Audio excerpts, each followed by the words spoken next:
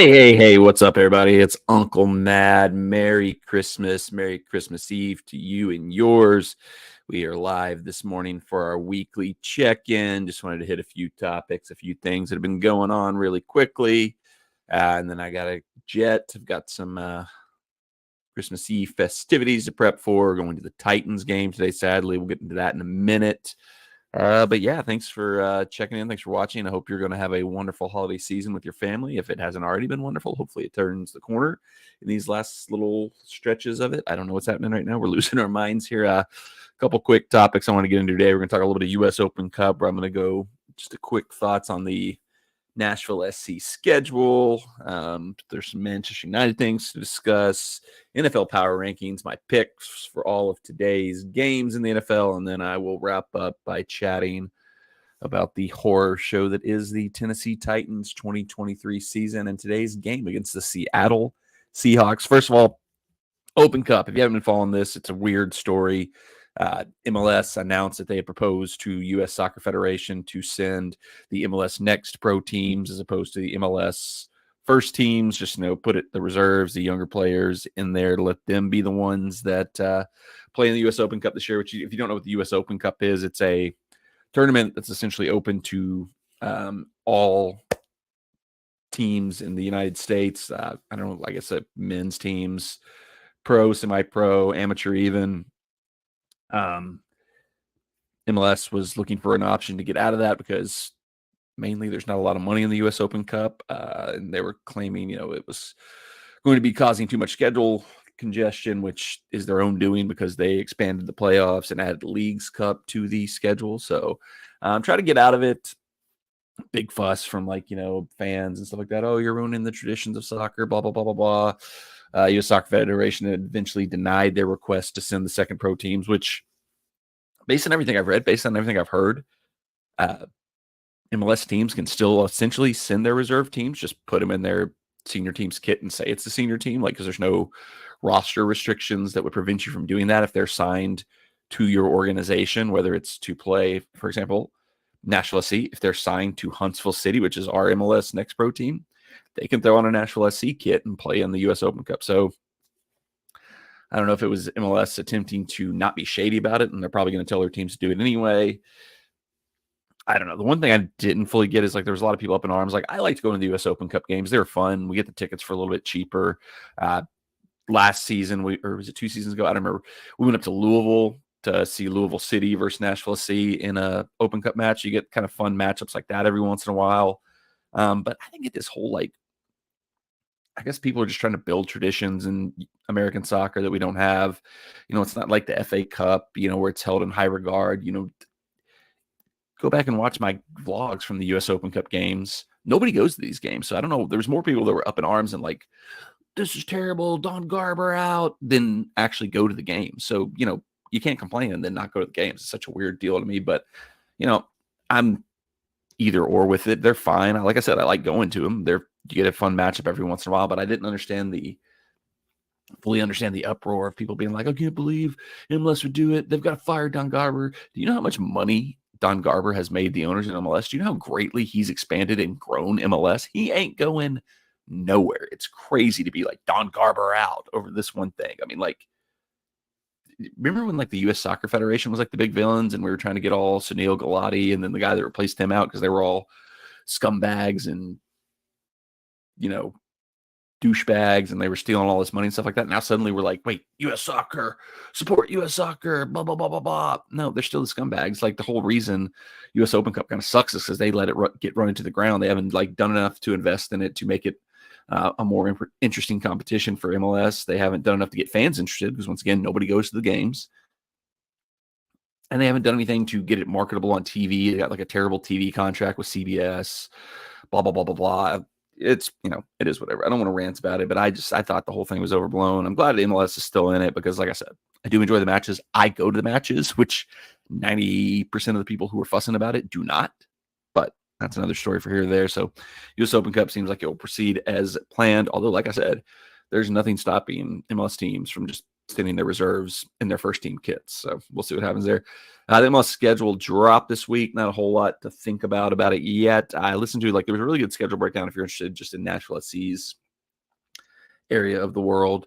Club and Country USA podcasts. Tim Sullivan, Wes Bowling did a really good breakdown, kind of analyzing the schedule and where it could benefit Nashville, where it couldn't. One thing I thought they said that was very interesting is that Nashville is more front-loaded with home games, which they said was, probably a good thing because we've got the CONCACAF Champions Cup this season that we're part of, so that'll be in the early part of the season. So that always causes issues for MLS teams just because, once again, schedule congestion, fixture congestion, the travel that comes with that. Like, we have to go down to play in the Dominican Republic on February 22nd, then come back and play our first MLS game on February 25th.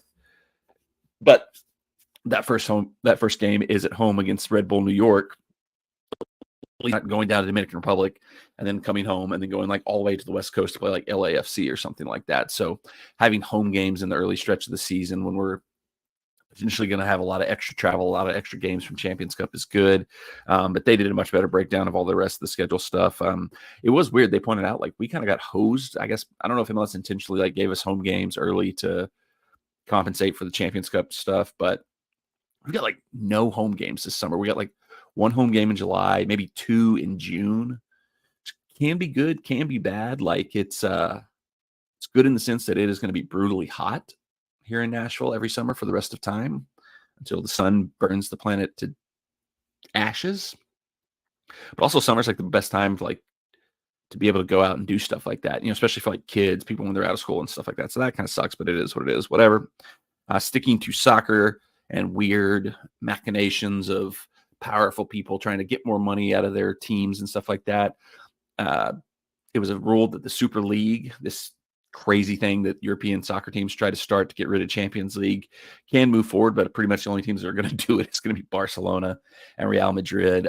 There was a hilarious quote from the president of UEFA said, "We fully support the opportunity to pursue this Super League and encourage Real Madrid and Barcelona to move forward with it. I'm sure they'll have a great 2-team tournament," or something like that. But once again, this is another situation where somehow UEFA, who have been some of the biggest villains in all of soccer, are now the good guys in this situation. I don't know how this all works out. Same thing with US soccer, where they're suddenly the good guys, but it seems like it's not happening because pretty much every prominent team outside of Real Madrid and Barcelona came out and said they're not participating in it. Although you can say that, and then when the money comes in, we'll see what actually happens.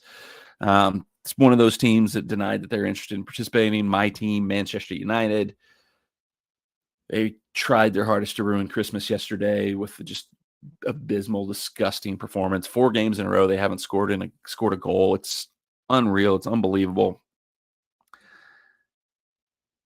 And there's a lot of people who are going to be gotta get rid of Ten Hag, get Ten Hag out, and this is the problem I have. And this is why what I think is the ultimate problem with Manchester United is we've got caught in this cycle where we don't properly turn the team over. We don't properly phase players out.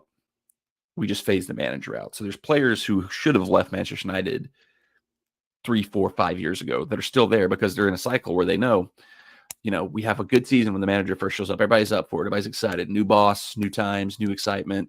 Look at last season. Carabao Cup, FA Cup final, finished 3rd in the league.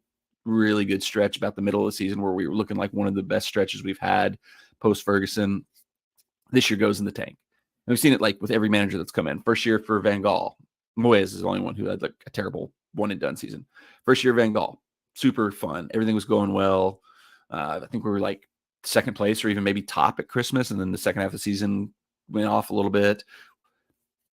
3rd season completely off the rails. Did win an FA Cup though. He goes. Mourinho, same thing. 3 trophies his first season. Second season, everything falls apart. Ole comes in, saves the day. Good first season, 2nd place, or even more maybe. Second season, everything falls apart. I think it's a cycle because the players know they just have to outlast the manager because they're never going to get rid of these players because they're on too high wages, too terrible contracts for any other team to take.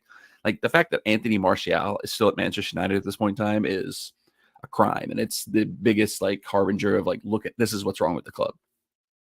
Jose Mourinho, he had a great quote a few weeks ago where he was talking about one of the things that makes it so easy for Manchester City to be successful is it's not that they can spend the money, it's that they can afford to lose the money when they, don't need a player anymore. They're going to sell Calvin Phillips in January, who they paid like $60 million for a couple seasons ago. And it's just nothing. It's not a problem at all. It's just like, oh, it's time to sell this player. We're going to move him along. Doesn't matter if we get a loss on it. Doesn't matter. We need a different player at that position. We're going to move on. United can't do that. They get these players on these terrible contracts. Nobody wants to take those contracts on. United doesn't want to take a loss on selling the player for less than they bought him for. So then they extend their contracts again. And you get stuck with a player like Anthony Martial, who we've tried to get rid of multiple times, who is still at Manchester United. Harry Maguire, he's actually bounced back and had a good season. So I can only put so much hate on him. But Victor Lindelof, Jadon Sancho, all he had to do to get back into the team is apologize to Ten Hag. And he won't do it because he just knows, he's like, well, if I wait long enough, Ten Hag will just get fired and I'll be brought back into the team by the new manager. And it's a terrible cycle. There's reports out this morning that the official takeover from Jim Ratcliffe and Ineos to take over the footballing operations of Manchester United and take over a 25% stake in ownership of the club, which is structured in a way where they will eventually take over the entirety of the club, is set to be announced today. But we've been hearing those reports for weeks now, so I'll believe it when I see it. But hopefully, Christmas miracle, that can be the light that finally shines on the club and can fix these issues. But I don't fully understand how exactly it's going to work, where he's going to own 25% of the club, but he's going to run the club. Is like, if he wants to spend, if he wants to invest, is it just he has to keep putting his own money in and the Glazers just get to sit there and collect paychecks? Probably. But we'll see. We'll keep an eye on that today to see if it officially gets announced. Soccer. Let's talk about football. Power rankings. Here's what I got. I don't know when last time I even updated this, so this might not be accurate at all. 1, 49ers, 2, Ravens, 3, Eagles, 4, Cowboys, 5, Dolphins. Eagles, I still have them hot. Like, they've been struggling the last couple of weeks, but I'm keeping them up there because I think they're still a good team there. But if they are falling apart and A.J. Brown needs an out, maybe you should demand a trade. Maybe to Tennessee. I don't know. 6, Browns, 7, Bills, 8, Chiefs, 9, Bengals, 10, Lions, 11, Packers, 12, Jags, 13, Rams, 14, Texans, 15, Bucks, 16, Broncos, 17, Vikings, 18, Colts, 19, Seahawks, 20, Giants, 21, Raiders, 22, Titans, 23, Falcons. Rumors that Arthur Smith might be getting fired. Bring him home. Let him kind of fill the Jim Schwartz role where he comes in and he's not offensive coordinator, but he's kind of helping Tim Kelly run the show. Wouldn't mind that. Saints 24, Steelers 25, Bears 26, Commanders 27, Cardinals 28, Jets 29, Chargers 30, Panthers 31, Patriots 32. All right, let's go through the schedule for today. Give out our picks. All right, Lions and Vikings. Lions only 2.5-point favorites there. That seems down. That was like 4 earlier in the week. I don't know what's going on there, but seems easy. Lions should win that unless we're expecting them to have another dip. Vikings, I mean, they're on like their 5th quarterback. Seahawks -3. That's a travesty. Take the Seahawks -3. They're going to crush us. Geno Smith's coming back, and we put credit to us. I'll talk about this game in a minute. Let's just get on. Seahawks by 3. Easy. Browns, Texans. Texans +3. Browns -3. I know the Browns' offensive line is beat up really bad, and the Texans just like smoked us last week. Crushed our offensive line. So they've got Joe Flacco sitting back there. That's not a good situation. If you're going to get your offensive line smoked, I'll take the Texans +3. I think they're also getting Nico Collins back today, so that's a boost. Commanders, Jets. Jets are 3-point favorites. That's crazy. Who's even playing quarterback for the Jets? Is Zach Wilson back? Didn't he get a concussion last week? The Commanders suck even worse. Oh, God. Jets -3. That's a terrible game. That's maybe the worst game of the season. Colts and Falcons. I'm going Colts +3. Falcons should not be favored over anybody. They suck. Fire Arthur Smith. Bring him back to Tennessee. Packers, Panthers. Packers -4. We're taking the Packers there. This feels like really weird, like heavy on the favorites today. Jacksonville, Tampa. Tampa +1. We've been riding Tampa all season. They've been my sneaky pick that I thought they were better than everybody gave them credit for, so we're sticking with it, especially because I'd love to see them beat the Jaguars, although the Jaguars tend to rise up and win games exactly when I don't want them to, so they probably will win this one, but I'm still sticking with the Bucs and Bucs +1. Reports are also out this morning that Baker Mayfield and the Bucs have begun discussing extending his contract and keeping him there for the long term, which I think is a good move. It seems like a good fit for both parties.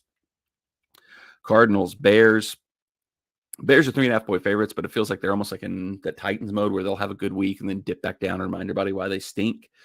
So I'm going to take the Cardinals because even if the Bears win, I don't see them like really killing anybody that heavily. So Cardinals plus 3.5.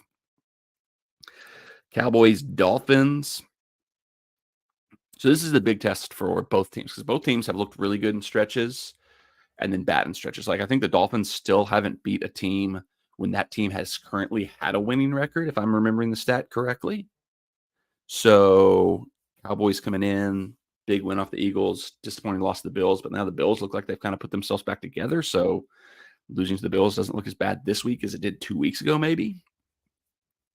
At Miami.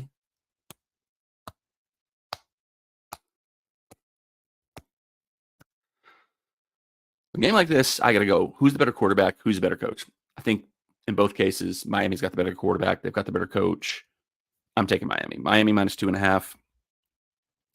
Patriots, Broncos. Who cares? Broncos 7.5-point favorite. Take it. Chiefs, Raiders. Chiefs 10.5-point favorite. We're taking that. Is that the last one? Nope, we got more games Monday. Golly, got 3 games Monday. Eagles, Giants. Eagles 13.5. We're taking that. That's a get right spot for them. And then 49ers, Ravens. Potential Super Bowl preview here. Top 2 teams in each conference going head-to-head. 49ers, it's crazy. They're 6-point favorite in this game. Got to ride the hot hand. We're going 49ers minus 6. So those are the picks for this week. Ugh. Gross. All right. Let's wrap this thing up talking about the Tennessee Titans taking on the Seattle Seahawks today at Nissan Stadium. Might end up being the least attended Titans game in franchise history. It's Christmas Eve. Team's officially been eliminated from the playoffs. The exciting rookie starting quarterback that gave us a little bit of hope the last couple weeks is out injured. Ryan Tannehill's back in.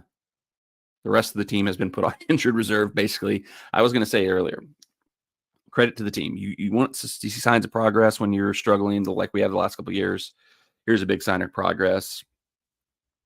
It took us to like week, 16 to have 90% of the team end up on the injured reserve. Last season, by like week 7, we had half the team on injured reserve. So good job, Titans. You've improved your injury issues by pushing them back to right at the end of the season, not mid-season like it has been the last couple of years. But and it's the Seahawks. They're a team. I'm sure there'll be Seahawks fans there, but not like you would see for like some other franchises that would kind of infiltrate Nissan Stadium. And Titans fans don't want to go see us play the Seahawks. It's not a like rival that we're like big excited to see play. Might be like 15,000 people tops in the stadium today. We'll see. We'll be there. I'm going. Yep.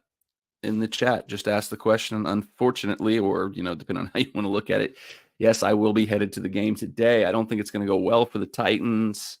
I don't know. If there's a path for the Titans to win this game, here's what it is. Ryan Tannehill's coming back in. Maybe he's got a little extra motivation to prove because he's gone. He's leaving free agent in the offseason, won't be brought back, but I'm sure he wants to continue playing. So this is like maybe his last chance to put himself in the shop window, show he can still hack it a little bit, get himself a nice, either backup contract or, potentially go somewhere where he could potentially be in the mix to be a starter. This is his chance to show that to the rest of the NFL that he's still got something in the tank. So maybe he gets something going. Derrick Henry had probably his worst game as a Titan last week. He maybe wants to show a little something bouncing back this week, but I mean, both of them still have to contend with the fact that we have the worst offensive line in all of the NFL, maybe in NFL history. I don't even know. They were just how they just got cut to shreds after like 2.5, 3-ish solid weeks where they weren't great. They just weren't like embarrassing and abysmal. The offensive line reverted back to just complete and utter chaos last week against the Texans. And that was without Will Anderson, like their first round, their top pick in the draft, who I had put a future on to win Defensive Rookie of the Year, and he immediately hurts his ankle and is out for multiple weeks. So good job, Uncle Mad. But they just ran straight through our offensive line all last week. So I don't see any way where Seattle should be able to do the same thing. And, Tannehill out of rhythm, out of stuff. Just terrible. It's not going to be a fun game, but we will be there. I'll make a vlog from it. It'll come out probably tomorrow. So you have that to look forward to. Game's going to suck, but at least I'll have a vlog. Question in the chat: what do you think about the new stadium the Titans are getting in a few years? I mean, I'm excited for it. I mean, the renderings, everything looks pretty cool. Looks pretty solid. Looks like it's gonna be awesome. I'm excited that it'll give us the opportunity to get some big events here. Like, I'm a wrestling fan, so if we can get a WrestleMania, that'd be awesome. Final Fours, college football national championship games coming to the city. I think it can only be a good thing. I know there's the idea of the city having to pay for it, taxpayers having to pay for it. It's not great. I kind of always am against that, but I'm not as, up in arms about it as a lot of people are. But I'm excited for it. It should be pretty cool. We'll see how it comes when we get it there. Another couple comments in the chat. We need a couple of stud linemen this offseason. Yeah, all indications are that the draft is a pretty good draft this season for linemen. Not likely to be able to find something in free agency. I mean, for crying out loud, the best free agent that was available this year was Andre Dillard, and we saw how that worked out. But Joe Alt, he's the big one, but there's supposed to be a ton of depth, a ton of options for offensive line within the draft. So hopefully we can hit on some picks and get that fixed, because that's, till we get that fixed, there's just hard to see any scenario where the team can really put anything together. I'm in Oklahoma, be tuned into the game, surrounded by Chiefs fans. I don't want to say this out loud, but, maybe blend in with the Chiefs a little bit. That's the worst fan base to be around, the worst fan base to blend yourself in with a little bit right now. Maybe throw on a little red. You don't have to put on actual Chiefs gear, but just throw a red shirt on and be like, oh, yeah, I'm here. We're all here together. Not the worst thing in the world, but yeah, because right now being a Titans fan is just about the worst thing in the world. But we persevere, we go on. One of the things that might be good about this game being so horrible today is maybe we just skedaddle a little bit early. I hate to do that. I hate to be one of the fans that leaves games early, but it's Christmas Eve. I got a lot of stuff to do today. We're having Christmas Eve with Jesta and her family tonight. Shout out Jesta. She's going to be pulling the weight on this one a lot. She's beautiful. She's gorgeous. She's smart. She's intelligent. She's awesome. But if I can get home a little bit earlier and help out with Christmas Eve a little bit more, that's not the worst thing in the world. So going to wrap this one up. Thanks for tuning in or watching on the replay. If you haven't done so already, subscribe to the channel, the bell turned on for notifications, because we were going to have the game day vlog coming probably tomorrow from today's Titans Seahawks game. A lot going on with Christmas and stuff that I'll be making videos for. So a lot of stuff to come up. We're going to finish out the year where we've done the daily video every single day of the year. 1 week to go. I think we're going to get over the finish line. So thanks for watching as always. Merry Christmas. And until the next time, enjoy your life.